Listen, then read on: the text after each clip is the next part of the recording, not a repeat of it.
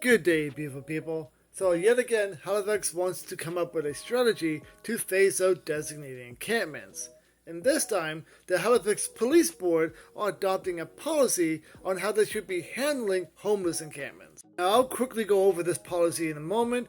I just want to cover a few things first. Halifax Police hasn't exactly had the best history when it came to dealing with encampments, especially when the first one popped up. The CAO at the time really came at it full force. You want to take us over home? Want to? You are being They pulled that stunt, knowing full well the street navigator was on vacation and they're trying to do it in secret. They even told Halifax Council to have a script ready so if people were asking questions, they knew what to say, which was nothing. Many people are quick to say that designating encampments shouldn't be a thing. And yeah, everyone agrees with that.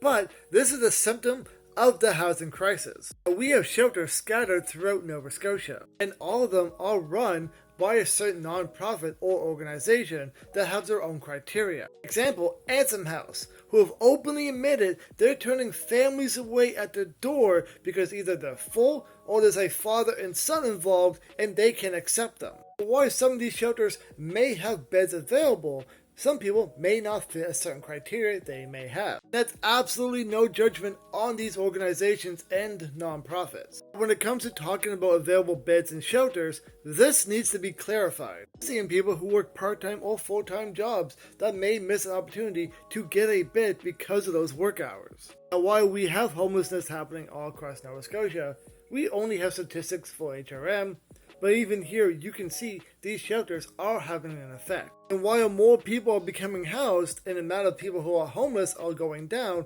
we still have roughly 1,000 people who are unhoused. As I mentioned in my prior video, as of June 27th, we still have 8,267 people waiting for public housing. Now, going back to the Halifax Police and what policies they want to adopt when it comes to policing encampments, I just want to go over a few key things. If you guys want to see the letter in full, just look for this article here, and it has the letter right there.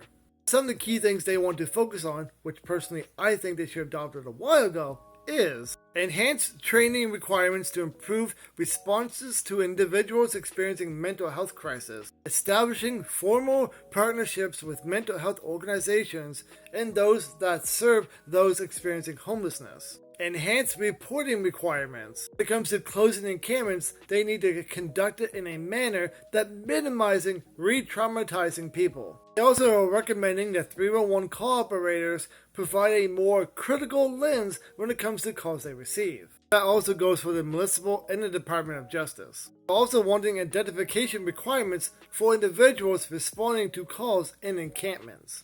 This one I feel like is really needed.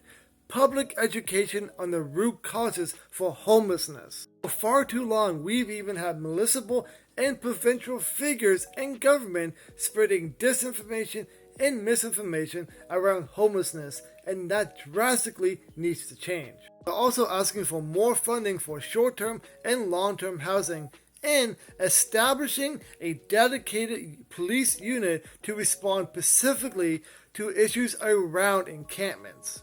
That is something we need. Police officers have been asking for more diverse training, and unfortunately not all of them are trained in such a sensitive manner that's needed when dealing with things like encampments and people's mental health.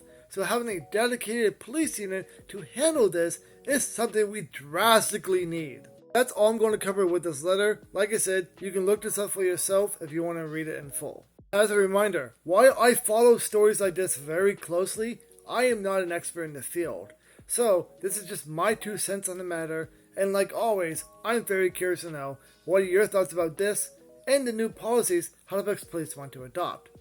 Tell me your thoughts in the comments down below.